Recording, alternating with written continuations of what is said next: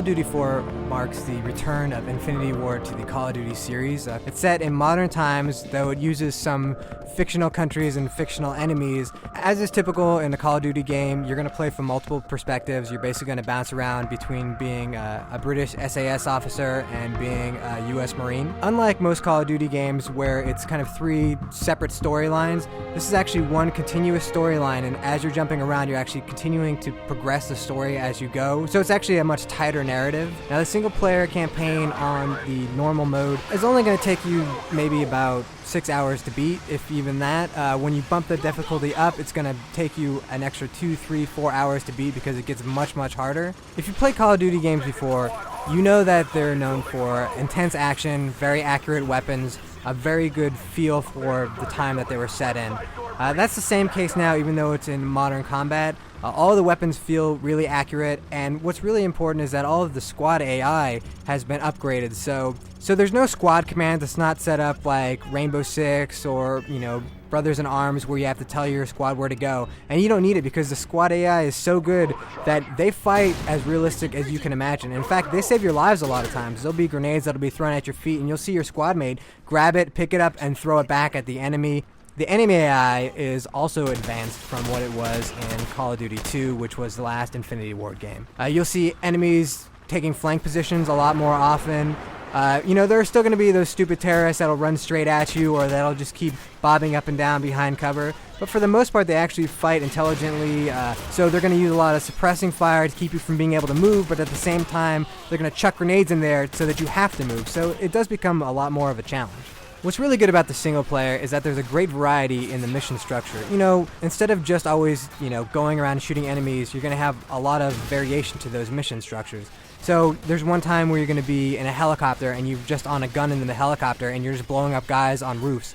There's one mission where you're actually in this really advanced gunship that the military actually uses, where all you see is just, you're looking down at a screen, you see little white dots that are people, and you're just blowing them up with different caliber guns, and you see these huge explosions, and you actually see the little guys flying left and right, and it's very eerie because you'll hear your co-pilot just saying things like, boom, blew that one up. Oopsie daisy. And also there's a sniper mission where you actually get to go hardcore sniper, where you actually see the effect of the wind on the bullet because you're doing a long-range sniper shot.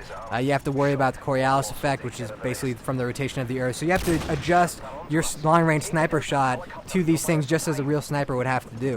So there's a lot of reason to replay the single-player mode. Once you beat it the first time, you unlock something called Arcade Mode, which is basically the same game, except now you're getting points for every kill that you do, every stylish kill that you do, every dog whose neck you snap. So even though it is relatively short, you're probably going to play through it at least twice. The bulk of your playtime is going to be devoted to the multiplayer mode, and Call of Duty 4 has awesome multiplayer.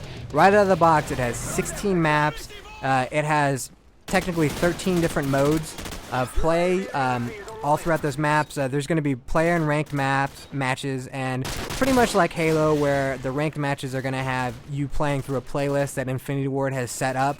There should be a little bit more variety than there is in Halo, though. Infinity Ward doesn't plan to be as restrictive, so you should be able to see all the different modes and all of the different maps and really enjoy them all. Now, you got your standard stuff, like you've got free-for-all, you've got team deathmatch. You've also got some other really cool stuff, like you have a version of Capture the Flag where instead of a flag, it's a bomb. It's sort of a very Counter-Strike setup where one team is going to get the bomb, the other team has got to defend the location where we're trying to plant the bomb. But there's a different version of this mode called Sabotage, in which there's one bomb, but each team has a headquarters. So you're basically fighting over this one bomb, and you each have to destroy the other person's headquarters. And this back and forth can actually go on for 15 or 20 minutes as the bomb is constantly dropped and picked up. And then there are some variants to the modes. There's a hardcore version, which you can put on any of the modes and any of the maps. Hardcore is there's no HUD, which means that there's not even a grenade HUD. So when a grenade drops, you don't see a little icon telling you where it is. You just hear a clink, clink, clink, and then you blow up. There's also basically one shot, one kill. It's realistic damage. And then you have the exact opposite called Old School, where you start off with an Uzi, and every weapon on the map is a pickup. And there's also power-ups as well that you can grab too and stack on each other. And it's sort of a very old school PC version.